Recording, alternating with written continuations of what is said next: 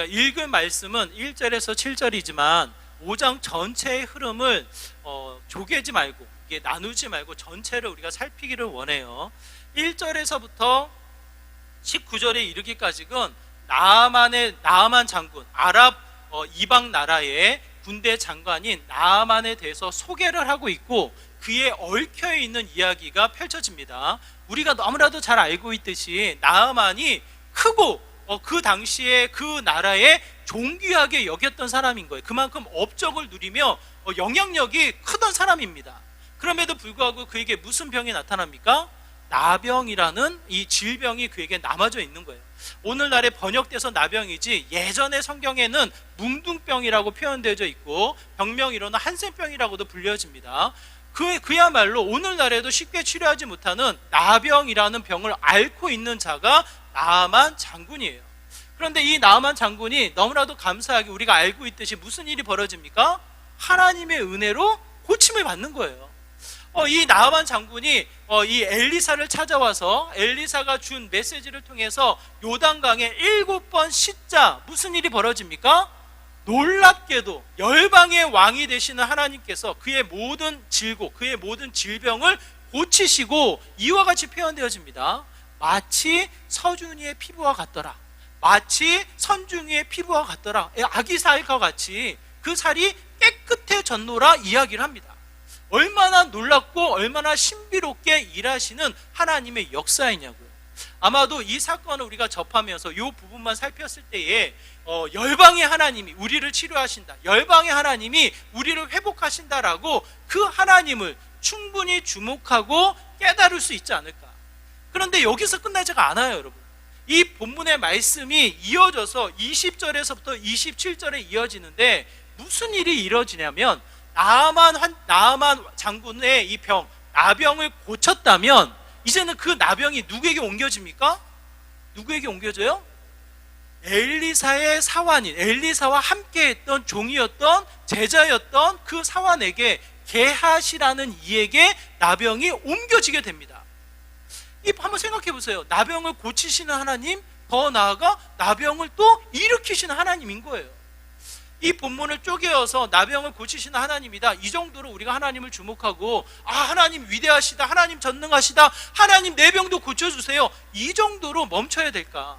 오늘 본문은 거기에서 멈추지 않는다라는 거예요. 게하시를 통해서 나타나는 27절의 말씀이 무엇입니까? 우리 27절의 말씀 한번 같이 읽어볼까요? 27절 이렇습니다. 함께 읽겠습니다. 시작. 그러므로 나아만의 나병이 내게 들어 내 자손에게 미쳐 영원토록 이르리라 하니, 게하시가 그 앞에서 물러나오매 나병이 발하여 눈같이 되었더라. 나병이 발하여 눈같이 되었더라. 무슨 뜻입니까? 하나님의 이 일하심이 게하시에게도 찾아와서 이 게하시에게는 나병이 발병이 되었다라는 거예요. 대체 무슨 일이 있었길래? 이 본문을 통해서 하나님의 마음을 우리가 헤아려 본다면 하나님의 마음이 어떠실까? 이 나아만 장군이 찾아와서 나아만 장군을 고치시는 걸로 인해서 기뻐하실까? 아니면 게하시에게 나병을 일으킴으로 말미암아 그 마음의 탄식, 그 마음의 아픔, 그 마음의 괴로움이 더 크실까? 여러분은 하나님의 마음을 어떻게 엿보십니까? 이 마음을 엿보기 위해서 예수님의 이 사건, 예수님의 얽혀있는 일을 우리가 생각해 보길 원하는데요, 마태복음 17장에 보면 이 비슷한 사건이 나타납니다. 분명 예수님은 예수님을 찾아온 자신의 아기를 고치기 위해서 그야말로 예수님을 발벗고 찾아온 아버지 앞에 예수님의 마음을 드러내서 이야기를 하셔요. 예수님은 분명히 그 병든 아들을 고치셔서 놀라운 역사, 놀라운 기적을 일으키시지만 예수님의 마음은 어때요? 예수님의 마음은 이렇게 이야기를 합니다. 마태복음 17장 17절의 말씀이에요. 예수님의 마음을 생각하면서 우리가 같이 읽어보도록 하겠습니다. 마태복음 17장 17절 이렇게 이야기합니다. 함께 읽겠습니다. 예수께서 대답하여 이르시되 믿음이 없고 패역한 세대여, 내가 얼마나 너희와 함께 있으며 얼마나 너에게 참으리요. 뭐라고 이야기해요? 놀라운 기적을 일으켰지만 나아만 병을 고치고 또한 자기의 아들을 고치기 위해서 쫓아온 그 아버지의 아들의 병을 고치신 예수님이시지만 예수님의 마음은 뭐예요? 언제까지 너희와 함께 있어야 되냐? 분명 함께 거하며 함께 가르치며 함께 놀라운 역사를 보이고 나타내고 가르쳤건만 언제까지 내가 너희와 함께 있어야 하느냐라고 하며 뭐라고 말씀하셔요? 믿음이 없는 자들, 패역한 세대야, 믿음이 없는 자들아 라고 하며 애통해하며 탄식한다라는 거예요. 여러분 가만히 생각해 보시기 바랍니다. 나아만 장군이 믿음을 통해서 치료를 받았습니까? 믿음을 통해서 회복을 얻었습니까? 여러분 믿음을 통해서 7번 요단강에 몸을 담그며 몸을 씻었습니까? 이 나아만 장군의 믿음이 놀라운 역사를 이뤘구나, 우리도 믿음으로 순종합시다, 이렇게 이야기할 수 있습니까? 여러분 나아만 장군은 엘리사의 요청에 화를 냅니다. 감히 내가 누군데 나를 환대하지 않고 나를 찾아오지 않고 종을 시켜서 나에게 이렇게 이야기하냐고. 동서남북 내가 안 가본 곳이었고 내가 이 병을 치료하기 위해서 여러 방식을 취했건만 이 나아만 장군이 좋은 물에 가서 목욕을 해봤겠어요? 안 해봤겠어요? 만약 온천이 근처에 있었다면 그 나아만 장군이 그 온천을 찾아갔을까요? 안 갔을까요? 어려운 질문인가요? 설악산 가면 우리 척산 온천 늘 갑니다. 왜? 좋다고 하니까. 척산 온천에 가면 몸이 깨끗해진다고 하니까 그냥 여행 코스로 그 온천을 스쳐 지나가는 게 유명한 거예요. 왜? 깨끗한 물에 몸 담그는 게 자연스러운 거니까. 아픈 환자가 곳곳에 찾아다니며 자신의 병을 낫기 위해서 안 해본 일이 있었겠냐고요. 근데 엘리사가 이 요청해 온 이야기는 뭐예요? 요단강에 몸을 씻으라는 거예요. 요단강은 그야말로 무심천이에요. 무심천. 동네에 흐르는 천이란 말이에요. 예전에 무심천이 어떠한 천이었습니까? 빨래도 하고 더러운 물도 갖다 버리고 온갖 생활수가 모여지는 곳이란 말이에요. 요단강도 그런 곳이에요. 그런 곳에 가서 몸을 씻으라고 하니 이 나아만 장군이 마음이 어떻겠냐고요. 나를 환대하지도 않고 나에게 이런 요청을 해? 화가 나서 그냥 돌아가려고 했던 자가 나아만 장군이에요. 나아만 장군이 믿음이 있어서 믿음의 순종으로 7번 씻었더니 놀랍게도 역사를 이루어졌다, 이렇게 우리가 이야기할 수 있겠습니까? 그럴 수 없는 거예요. 절대적인 하나님의 은혜로 그를 고쳤을 뿐이지 믿음을 드러내는데 나타나고 있지 않습니다. 더더군다나 이어져 있는 본문의 말씀이 게하시예요. 게하시가 누굽니까? 엘리사가 처음 활동을 시작할 때부터 함께 움직였던 사람이란 말이에요. 엘리사가 있는 곳에 게하시가 항상 등장을 합니다. 그래서 곳곳에 엘리사의 기적, 엘리사의 역사 앞에 누가 따르고 있냐면 게하시라는 이 종이, 제자가 수제자와 이 모습과도 같이 이 엘리사를 돕기도 하고 그 말씀을 따르기도 하며 어떻게 해요? 엘리사와 함께 했던 자란 말이에요. 여러분 게하시가 하나님을 알았겠습니까? 몰랐겠습니까? 하나님에 대한 믿음이 있었겠습니까? 없었겠습니까? 그 누구보다 절실하게 하나님을 따랐고 하나님을 알았고 하나님을 믿었던 자로 저는 여겨져요. 왜? 그의 이 북이스라엘의 하나님을 믿는 자들을 수없이 핍박하고 수없이 따가운 시선으로 바라보고 있는 이와 같은 상황이었기 때문에 엘리사를 따른다라는 것, 엘리사를 통해서 하나님을 따른다라는 것, 이 자체는 그야말로 북이스라엘 나라에서는 멸시와 천대를 받을 수 있는, 때로는 경계를 받을 수 있는 그 같은 상황이란 말이에요. 그 상황을 감수하며 엘리사를 따랐던 자가 게하시예요. 게하시. 그가 믿음이 없다, 그가 하나님을 몰랐다, 하나님을 알지 못했다, 그렇게 쉽게 얘기할 수 없다라는 거예요. 그럼에도 불구하고 오늘 본문에 나타나 있는 게하시의 모습은 절대적으로 유일한 하나님을 따르지 않는, 뭐예요? 자신의 방식, 세상의 가치, 또 한 번 복잡 다양하게 세상에 쫓겨 살아가는 게하시의 모습입니다. 여러분 본문에 자세히 게하시에 대해서 언급하고 있지 않지만 게하시의 마음을 한번 여러분 엿보시기를 바라요. 게하시가 아주 못돼가지고 무슨 일이 있었냐면 이 나아만 장군이 너무 고맙잖아요. 준비한 예물을 엘리사에게 펼쳐놓는단 말이에요. 이게 준비된 예물입니다, 이거를 좀 받아주세요라고 유일한 하나님을 고백하며 자신이 가지고 있는 예물을 들여 바친단 말이에요. 근데 엘리사가 왜 그런지 모르겠지만 그 예물을 받질 않습니다. 받지 않고 그대로 평안히 가라, 나아만 장군을 보냅니다. 근데 그 모든 상황을 알고 있는 게하시가 이 나아만 장군을 쫓아가서 이야기를 하는 거예요. 우리 엘리사님이 그러는데 마침 다른 지역에서 온 누구를 돕기 위해서 예물이 필요하다고, 은 달란트하고 옷 2벌을 좀 자기에게 달라고, 이 옷을 이 예물을 받아다가 잘 전달하겠노라고 나하만 장군을 쫓아가서 이야기를 합니다. 나하만 장군이 어떻게 했을까요? 그러지 않아도 찝찝한데 드리고 와야지 편안한데 쫓아와서 달라고 하니 잘 됐다고, 당장이라도 더 드릴 수 있으니 가져가라고 이 마음을 열어놓지 않겠어요? 그 게하시가 자신이 요청한 예물만 취해서 가져갑니다. 가져가서 그것을 자기의 집에 두었더라, 이렇게 이야기를 해요. 자, 여기서 질문. 게하시가 아주 못된 사람이어가지고 자기의 욕심, 자기의 탄심, 자기만 유익하게 자기의 배만 배부르기 위해서 그 예물을 가져왔을까요? 아니면 또 다른 쓰임, 또 다른 목적이 있었을까요? 한번 생각해 보세요. 제 생각은 그래요. 제 생각은 지금까지 하나님을 알았고 지금까지 하나님을 따랐고 그래도 그 자리를 지키고 엘리사를 떠나지 않고 그 자리를 지키고 있는 게하시라면 그래도 그 마음속에 자기 합리화적인 생각을 가지고 있지 않을까? 그 직전에 무슨 일이 벌어집니까? 가뭄이 걸려서 이 제자들이 먹을 것이 없어서 풀을 뜯다가 무슨 일이 벌어져요? 죽을 상황에 놓이게 되어졌잖아요. 먹을 것이 없어서 빈궁한 속에 이 공동체가 어렵게 공동체 생활을 하고 있는 중이었어요.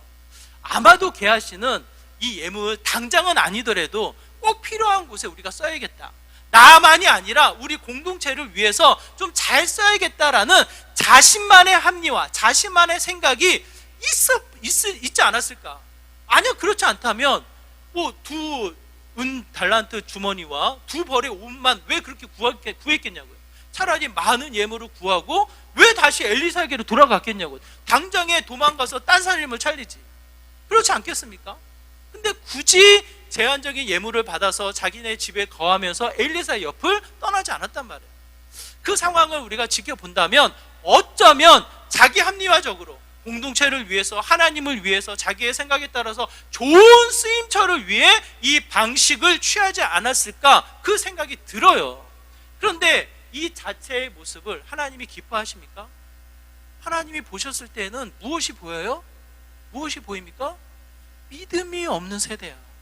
언제까지 이 패역한 생각을, 이 거짓과 왜곡과 속임수가 우리의 이 영혼을 오염시키고 있는 이 패역한 상황 속에 벗어나지 못하고 끊임없이 하나님을 알면서도, 하나님을 예배하면서도, 하나님을 예배한다라고 그렇게 섬긴다고 하면서도 끊임없이 버리지 못하는 패역한 마음 속에 사로잡혀 있는가? 예수님이 그 제자들 앞에, 또한 이 믿고 있는 이 무리들 앞에 외치는 것처럼 하나님이 우리에게 분명히 보여주시는 메시지가 그와 같은 모습이 아닌가 싶어요. 나아만 장군을 고친 것 또한 열방의 하나님으로, 전능하신 하나님으로 우리에게 증거되어지고 있지만, 또 한편 끊임없이 하나님을 따르고 하나님을 예배하는 자들이 믿음이 없이 흔들리고 있는 이 상황 속에 우리 한번 보여주고 있는, 우리에게 또 다른 믿음이 무엇인지를 가르쳐주고 있는 본문의 말씀이 아닌가라는 생각이 듭니다. 오늘 본문을 통해서 우리가 주목하게 되어지는 것은 하나님이 찾는 믿음은 어떠한 믿음이냐는 거예요. 하나님이 찾는 믿음이 어떠한 모습입니까? 오늘 본문을 통해서 우리가 힌트를 얻게 되어지는데, 그 힌트가 누굽니까? 이름도 알 수 없는 어린 소녀의 모습인 거예요. 어린 소녀가 3절을 통해서 이렇게 단호하게 이야기합니다. 그의 확신, 그의 믿음을 드러내는데 3절의 말씀입니다. 우리 3절의 말씀 우리 같이 읽어볼까요? 함께 있습니다. 시작. 그의 여주인에게 이르되 우리 주인이 사마리아에 계신 선지자 앞에 계셨으면 좋겠나이다. 그가 그 나병을 고치리이다 하는지라. 이 나아만 장군에게 정말 복된 일은 그 집에 누가 있습니까? 누가 있어요? 이름도 몰라요. 이스라엘에서 잡혀온 어린 소년이에요. 소녀. 그 어린 소녀를 통해서 들리는 소식이 무엇입니까? 북이스라엘의 주인, 마치 주인으로 여겨지는 그가 있는데 그 앞에 가기를 바랍니다. 좋은 일입니다. 왜냐하면 그가 고치기 때문입니다. 고치리라. 우리나라는 이 시제가 애매모호하게 나타나서 이게 세분화되어 있지 않은데요. 헬라어나 히브리어는 이 시제, 이 시간의 흐름에 따라서 이 주어, 이 말하고 있는 이에 이 감정이 담겨지게끔 되어 있는 언어예요. 미완료라는 시제를 쓰고 있거든요. 아직 완성되지 않았어요. 아직 이루어지진 않았지만 완료, 이미 완성된 것처럼 이야기한다. 확신과 의지가 담겨져 있는 표현이에요. 미완료. 이루어지진 않았지만 이미 완료된 것처럼, 이루어진 것처럼 표현하고 있다는 거예요. 무슨 확신이 있습니까? 이 소녀에게는 무슨 확신이 있어요? 고쳐질 것이라는 거예요. 엘리사를 만나면, 그 앞에 서면, 그를 따르면 그 나만 장군에 있는 나병이 고쳐질 것이다라는 확신이 있는 거예요. 확신. 이 확신을 통해서 우리가 볼 수 있는 것은 무엇입니까? 다른 생각이 없는 거예요. 복잡 다양한 일들이 걱정과 근심으로 찾아와서 이렇게 되면 어떻고 저렇게 되면 어떻고 이런 복잡 다양한 생각에 사로잡혀 있는 것이 아니라 이 어린 소녀의 마음은 뭐예요? 그 앞에 서면 고쳐진다는 거예요. 우리의 믿음이 어떠한 믿음입니까, 여러분? 한번 가만히 생각해 보세요. 우리의 믿음이 하나님을 믿습니다. 하나님을 믿기 때문에 이 자리에 계신 거잖아요. 하나님을 신뢰하기 때문에, 하나님을 확신하기 때문에 하나님을 예배하기 위해서 이 자리에 계신 거잖아요. 근데 우리의 모습이 어때요? 예배가 끝나고 집으로 돌아갑니다. 예배가 끝나고 우리의 문제 앞에 섭니다. 예배가 끝나고 우리의 자녀들을 만납니다. 세상을 향해서 우리가 분주하게 살아갑니다. 그때마다 그 일마다 우리의 생각은 어때요? 수만 가지의 다양한 생각, 복잡 다양한 일들로 복잡하게 꼬여버리게 돼요. 하나님을 믿는다라는 그 믿음이 복잡 다양하게 머뭇거리게 만든단 말이에요. 여러분, 어린아이가 분명히 제가 보니까 서준이도 그렇고 선중이도 그렇고 개구장이가 돼서 높은 데 올라가서 어떻게 해요? 무조건 뛰어내려요. 지가 안전한지 안 안전한지를 구분하지 않고 뛰어내려요. 그러다가 머리가 깨져야지 이게 위험한 것이구나 이제 배우는 거지. 그런데 이 아이들이 무엇을 깨닫느냐면 아빠가 시선을 맞추고 아빠가 있는 곳에서 뛰어내리면 아빠가 어떻게 해요? 봤잖아요. 준비가 됐는지 안 됐는지도 보지 않고 아빠와 이 시선이 마주치면 이 아이는 어떻게 합니까? 생각하지 않습니다. 우리 아빠가 나를 받을까 안 받을까 머뭇거리면서 생각할까요? 그렇지 않아요. 계산하지 않습니다. 그냥 그 아이는 아빠가 나를 늘 받아줬던 것처럼 그냥 뛰어내리는 거예요. 그러니까 아빠는 때로는 준비되어서 받고 때로는 당황스러워서 어렵게 받기도 하지만 아이가 다칠까 가장 우선순위로 아이들 받아 나가는 게 부모의 마음인 거죠. 아이는 무슨 마음이 있습니까? 단순한 거예요. 확신이 있는 거예요. 우리 아버지가 나를 다치게 내버려 두지 않을 것이다. 그냥 그 한 가지의 생각으로 그냥 뛰어내리는 거예요. 그러면 그 아버지는 그 아이를 기쁨으로 받은 이 형식을 취하게 됩니다. 믿음이 그런 거예요. 우리의 믿음은 단순한 믿음이에요. 하나님에 대한 심플한 믿음이에요. 엘리사가 복잡 다양하게 이야기하지 않습니다. 지금 보이는 요단강에 가서 7번 몸을 담가 씻으십시오. 그게 뭐 복잡 다양해요. 이 물이 들었고 만약 이 물을 통해서 만약 더 오염이 되거나 상처가 오염되어지면 어떻게 될까? 얼마나 생각하고 얼마나 이 복잡 계산할 일이 많습니까? 그런 것들을 다 뒤로하고 내리는 거예요. 결론을 내리는 거예요. 왜? 하나님이 일하시면 그 모든 것이 단순하기 때문에. 우리에게 요구되어지는 믿음은 이런 믿음이에요. 세상이 주는 일들, 세상이 주는 여러 가지 계산의 거리들을 가지고 이야기하는 것이 아닌 단순하게 하나님은 고치신다라는, 하나님은 전능하시다라는, 하나님은 이스라엘 백성에게만 하나님이 아닌 열방의 하나님이 되신다라는 그 하나님 존재의 가치에 두고 어떻게 해요? 그 하나님을 확신하는 겁니다. 그 하나님에 대한 믿음을 단순하게 여겨 그 하나님 향해서 전진해 나가는 거예요. 그러다 보면 그 믿음을 어떻게 해요? 놀랍게 하나님이 사용하시는 거예요. 더 나아가 아무리 우리가 단순한 믿음으로 하나님 앞에 전진해 나간다고 해도 세상이 우리를 가만히 내버려 둡니까? 여러분 한번 생각해 보세요. 마태복음 14장에 무슨 일이 벌어지냐면 풍랑이 일어납니다. 배 안에 있는 베드로는 두려워 떨고 있는데 물 위를 걸어오는 한 형체가 나타나요. 그게 누굽니까? 누구예요? 예수님이에요. 예수님이 가까이 걸어오니까 예수님인 거예요. 베드로가 깜짝 놀랍니다. 예수님, 나로 하여금 오라 하옵소서, 나로 하여금 그 물을 걷게 해 주옵소서, 이렇게 얘기를 하는 거예요. 예수님이 뭐라고 이야기해요? 와라. 심플해, 단순해, 아무런 설명하지 않아요. 와라. 그 베드로가 어떻게 합니까? 만약 베드로가 이 물의 깊이, 자신의 몸무게, 이 수력과 어떤 이 중력의 차이로 인해서 자신의 이 형태를 계산하고 생각을 했다면 어떻게 했을까요? 그 물 위에 올라갈 수 있었을까요? 여러분, 이게 자연적인 원리이고 이 하나님이 세우신 질서입니다. 그것을 생각하는 게 너무나도 당연한 거예요. 그럼에도 불구하고 베드로가 오라, 하나님 예수님이 말씀하셨을 때에 가는 거예요. 예수님의 말씀에 의지해서 단순하게 예수님을 보고 갔을 때에 베드로에게 나타난 현상이 뭐예요?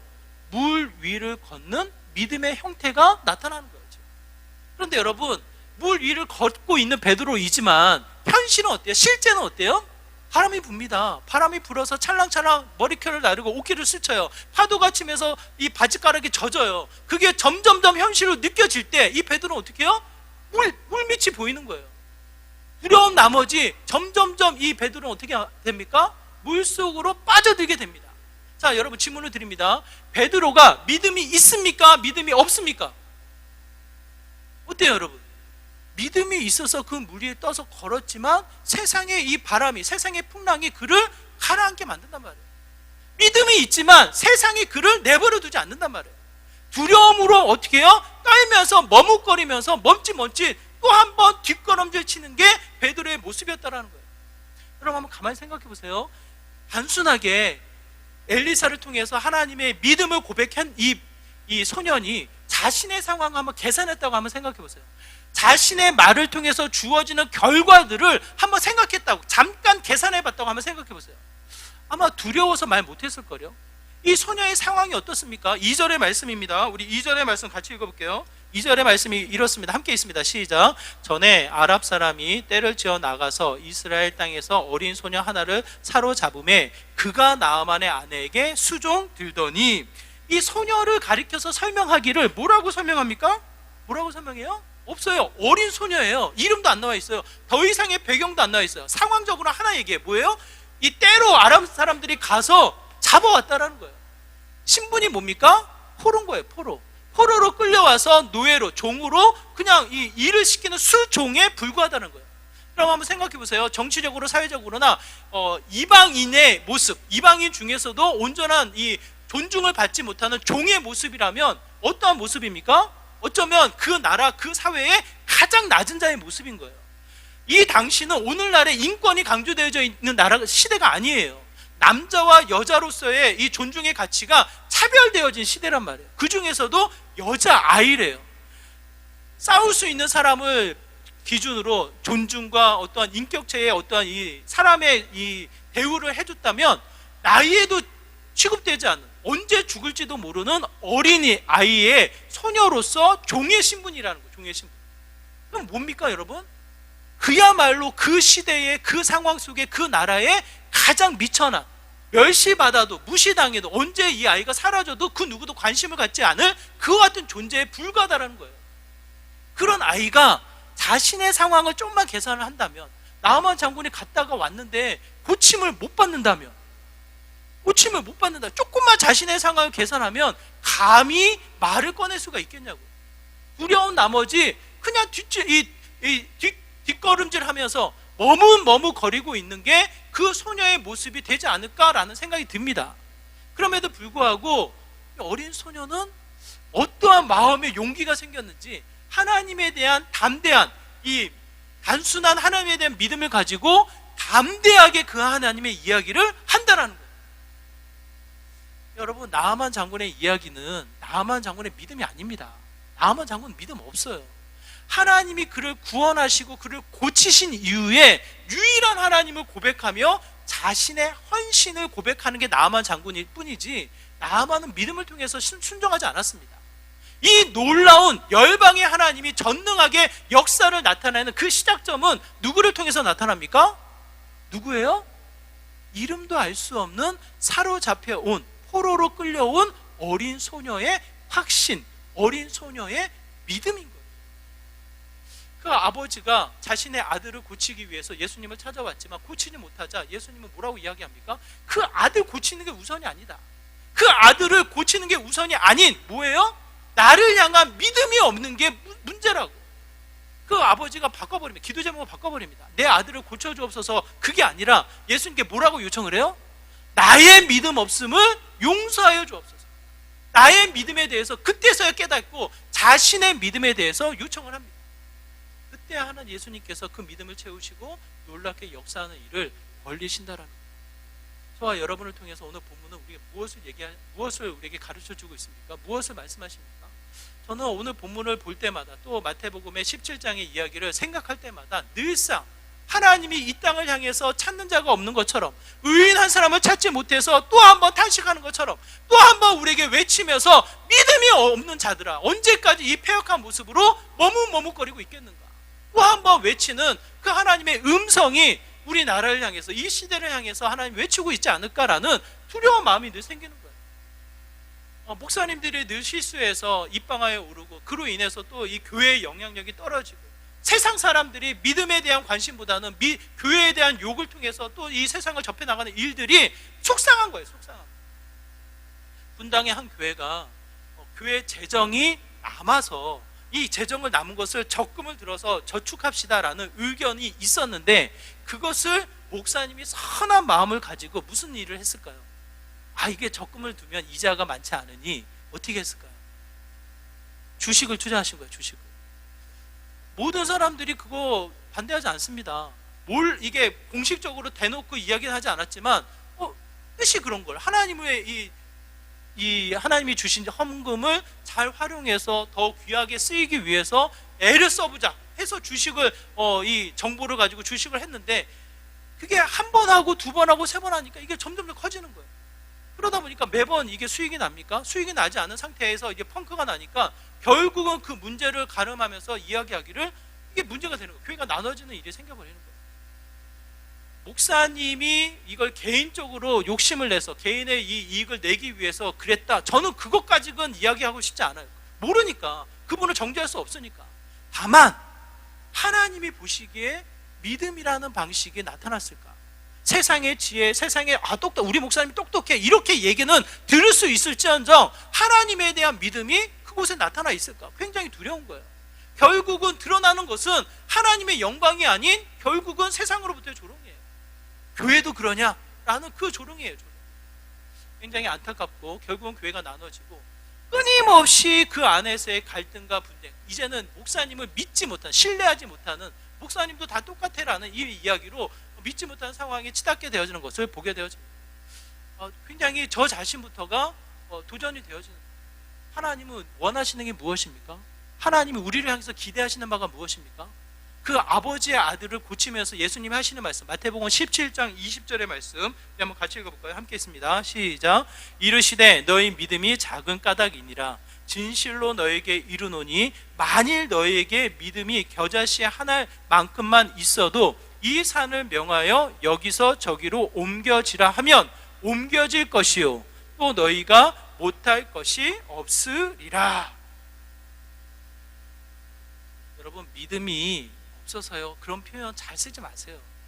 하나님은 믿음이 큰 거, 믿음의 위대함, 믿음의 역사, 하나님 그렇게 큰 일을 우리에게 요구하지 않으십니다. 너무 우리를 잘 아시기 때문에, 우리의 바닥을 너무나도 잘 아시기 때문에 예수님은 그렇게 말씀하지 않으셔요. 뭐라고 말씀하십니까? 겨자씨만한 믿음으로, 심플하게, 단순하게 그 믿음으로 나를 보고 나를 따라올 때, 나에게 담대하게 전진해 나아갈 때 그 자리가 풍성한 놀라운 역사가 나타난다는 거예요. 나타난다는 거예요. 세상 사람들이 그 믿음을 어떻게 합니까, 여러분? 주목하게 됩니다. 제가 지난주에 장례식이 있어서 서울을 이제 다녀오게 됐는데, 이제 같이 제가 섬겼던 교회에 원로 목사님도 오신 거예요. 홍정길 목사님이 오신 거예요.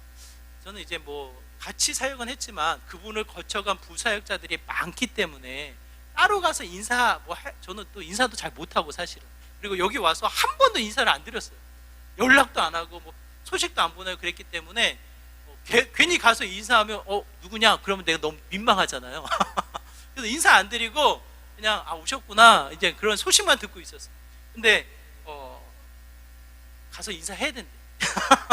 그래서 옆에 계신 분이 인사해야 된다고 해서 가서 인사하고 얼른 돌아와서 밥을 먹고 있었는데, 감사하게도 이분이 인촌상이라고 아세요? 인촌상. 저도 처음 들어봤어요. 부대통령을 하신 김성수 선생님의 호가 인촌인데, 인촌 이 김성수 선생님을 기념해서 기념회가 매년마다 각 분야에 한 분씩을 뽑아서 이 상을 주는 거예요. 그래서 메달을 주고 1억 원의 상금을 주는 거예요. 거기에 이게 홍정일 목사님이 인촌상을 받게 되었노라고. 그래서 10월 11일 날 시상에서 그 상을 받는다고, 요즘엔 너무 바쁘시다고 그분의 소식을 전해오는 거예요, 저한테. 그래서 또 한편 제가 느낍니다. 제가 존중하고 존경하고 너무 귀하신 목사님이라 또 상을 여러 상을 많이 받으셨기 때문에 크지도 않아요. 하지만 또 한 번 세상이 주는, 세상 사람들이 드러나는 믿음의 선한 영향력이 펼쳐졌구나. 장애인들을 위해서 헌신하고 장애인들이 어떻게 해서든지 좀 이렇게 생활할 수 있도록 가르치고 훈련하는 일에 매진하시는 분이시거든요. 그것을 인정을 받아서 교육이라는 분야에서 그분이 이제 상을 받게 된 거예요. 그래서 이번에 상을 받으면서 또 한 번 믿음으로 시작되어진 일들이 큰 일로, 많은 사람들에게 드러나는 일로 나타나게 되어졌구나. 제가 또 한 번 존경하고 제 일은 아니지만 감사하는 마음을 갖게 되어졌어요. 근데 그 목사님이 가시기 전에 굳이 저한테 찾아오셔가지고 말씀을 하시는 거예요. 뭐라고 얘기하셨을까요? 네? 뭐라고? 야, 우리 최동배 목사가 섬기는 교회 이름은 내가 모르겠다. 그런데 매일마다 최동배 목사가 섬기는 교회를 위해서 기도한다. 제가 감동이 되어서요, 당장 이야기했습니다. 뭐라고 이야기했을까요? 청주 기쁨의 교회입니다. 그래서 그 목사님이 매일매일 기도하는데 이제부터는 기쁨의 교회를 위해서 기도하겠다, 이 말씀을 하시더라고요. 여러분, 믿음의 감동이 있지 않습니까? 세상 사람들도 감동하고 믿음의 사람들도 그 한마디가, 여러분 한번 생각해 보세요. 굳이 그냥 가시면 되거든요. 저 이렇게 또 따로 오셔서 인사하실 필요 없잖아요, 그분이. 저도 인사 낯설어서 잘 안 하는 편인데 그분이 굳이 와서 인사하실 필요도 없거든요. 그리고 아까 말씀드렸듯이 굉장히 바쁘셔가지고 잠깐 왔다 가시는 상황 속에 그분이랑 인사하려고 줄을 서는 분위기거든요. 근데 굳이 오셔서 그렇게 말씀해 주시는 이유가 뭐가 있겠냐고요. 저는 그렇게 생각을 하는 거예요. 한 사람도 귀히 여기며 그 섬기는 그 교회 자체가 잘 세워지기를 기대하며 본인이 기도하신다라는 거예요. 그게 빈말이겠습니까, 여러분? 굳이 저에게 와서 빈말로, 거짓말로 그렇게 말할 필요가 뭐가 있겠냐. 그분에게 무슨 이득이 있겠어요. 다만 저는 그 말을 진실로 받으며 또 한편 격려와 도전을 받게 되었습니다. 저는 이런 거라고 생각을 해요. 믿음이 크다 작다, 그거는 하나님 앞에 크게 중요하지 않아요.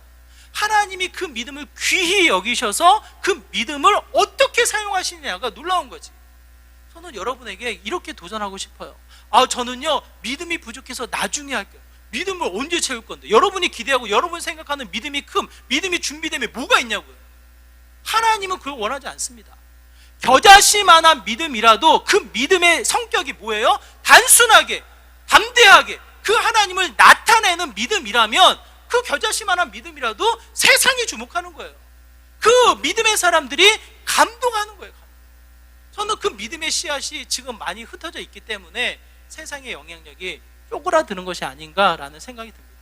저는 저와 여러분이 또 한 번 나만의 기적, 나만의 치료, 나만의 역사, 그것에 주목하지 마시고 어린 소녀의 믿음, 어린 소녀의 확신에 여러분이 주목하시기를 바라요.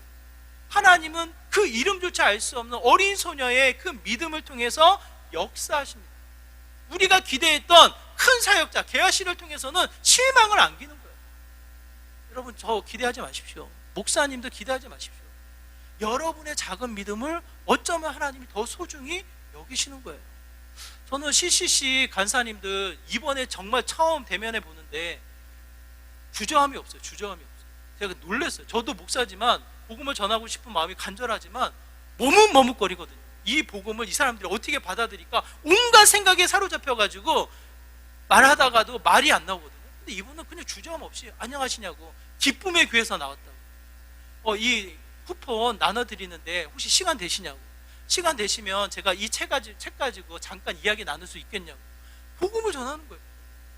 제가 그 모습을 보면서 주저함이 없고 작은 믿음이라도 그 하나님을 바라보면서 전진해 나아갈 때 그 자리가 하나님의 역사, 하나님의 일하심이 나타나는 믿음의 현장이 되겠구나라는 또 한 번의 도전을 받게 되어집니다.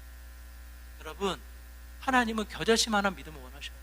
그 만한 믿음이라 할지라도 단순하게, 담대하게 그 하나님을 나타내고자 전진한다면 놀랍게 역사하시는 분이 여호와 하나님이십니다. 우리의 가정이, 우리의 일상이, 우리의 삶이 그 믿음을 세워나가는데, 그 믿음을 또 한 번 지켜나가는데 애를 쓰는 저와 여러분의 삶이 되기를 다시 한번 부탁을 드려요. 복잡하게 생각하지 마십시오. 두려움 속에 머뭇거리지 마십시오. 내 자신을 드러내기 위해서 이 욕심, 탐심을 내지 마십시오. 그냥 그 하나님을 바라보며 손을 뻗치십시오. 그러다 보면 그 하나님이 일을 하십니다. 그 하나님이 역사하십니다. 작은 믿음으로 또 한 번 그의 역사를 나누어 나가는 믿음의 복된 삶 되시기를 주님의 이름으로 축원합니다. 말씀을 기억하면서 함께 기도하기 원합니다. 우리의 삶이 또 한 번 믿음 없는 자가 아니라 믿음 있는 자로 주님을 붙잡고 담대하게 전진하며 주님을 나타내는 삶이 되기를 소망합니다. 나를 사용하여 주시고 나의 믿음 없음을 용서하여 주시고 겨자씨만한 믿음이라도 허락하셔서 역사를 경험하는 믿음의 삶이 되게 하여 주시옵소서라고 이와 같은 마음으로 함께 기도하며 나오도록 하겠습니다. 기도합니다. 하나님 아버지, 이 시간 간절한 마음으로 기도합니다. 이 시대가 주는 두려움, 이 시대가 주는 여러 가지 근심과 다양한 다양한 일들로 인해서 믿음 없는 자가 되지 않기를 원합니다. 주님을 믿고 주님을 신뢰하며 주님을 확신하며 주님 앞에 전진해 나아가는 믿음의 사람이 되길 소망합니다. 하나님 채워주시고 붙잡아주시고 담대히 전진할 때 역사하여 주시고 겨자씨만한 믿음이라 할지라도 하나님의 일하심, 전능하신 열방의 하나님이 증거되어지는 믿음의 축복의 도구가 되게 하여 주시옵소서. 우리 기쁨의 교회 사용하여 주시고 주님의 거룩한 백성들 사용하여 주시고 주님의 겨자씨만한 믿음이라 할지라도 주님 역사하여 주셔서 하나님의 선한 열매가 맺어지는 믿음의 귀한 삶이 될 수 있도록 하나님 은혜 위에 은혜를 더하여 주시옵소서. 주님.